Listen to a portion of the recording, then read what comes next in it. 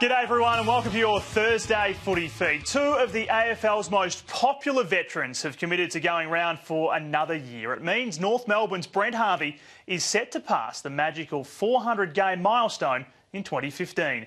Harvey, who turned 36 in May, remains in stellar form. The last 4 contracts, I walk into Brad's office, make sure that he thinks I'm still contributing to the football club and I can contribute next year as well. And as soon as he gives me the thumbs up, that's my signal that as long as my body and mind's fine, that I can keep going. If he reaches that 400-game mark, he'll be just the 3rd player to do so. At 32, Bulldog Robert Murphy has also signed a 1-year deal. He says the retirements of Lenny Hayes and Nick Maxwell didn't make him think twice. No, not really. No, I mean, there's a few of my generation who have sort of wound it up, which just gets you thinking about footy in time. But personally, no, I feel good. I'm really optimistic about where we're headed. I think I've still got something to offer. Murphy says he's inspired by the Bulldogs' up-and-coming talent.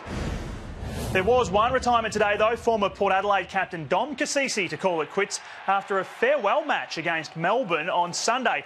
The 31-year-old has been struggling to overcome niggling injuries. Late news this afternoon, Collingwood star Dane Swan will be sidelined for the next month with a foot injury he sustained in last Sunday's loss to the Bombers.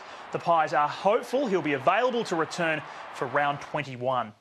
Now, Gold Coast Suns boss Travis Auld is joining the AFL's executive in a new role with a focus on fans and clubs.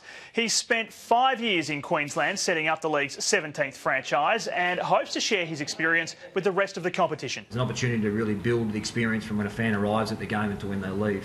But Gillan McLachlan won't have an official deputy. There is no number 2. There's a management team sitting under me. Travis will then pick up some specific gap in our structure that I think's existed for a long time. Eagles big man Nick Natanui admits he's struggled this season but is hoping for a big finish with his side a sneaky chance for finals. The 24-year-old has been battling injury but is hopeful a full pre-season will hold him in good stead for the future. Fingers crossed I get 10 times better. I'm always looking to improve, I guess, each week, but I guess that summer period where you have time to train is a time where you want to get the most out of your body, so I'm looking for bigger and better things. The Eagles are 11th, 2 wins out of the 8. They have the weekend off before hosting Richmond next Friday night. One of Melbourne's young stars has publicly urged Paul Roos to commit to a 3rd year. Yeah, I think it would be massive benefit for the club if he signed on. Just from the point of view of getting continuity with coaches, I think is quite really needed at the footy club at the moment. I think some guys that have been there 4 or 5 years have had 5 different coaches. For his part, Viney is contracted until the end of next season, but there's little danger of him leaving.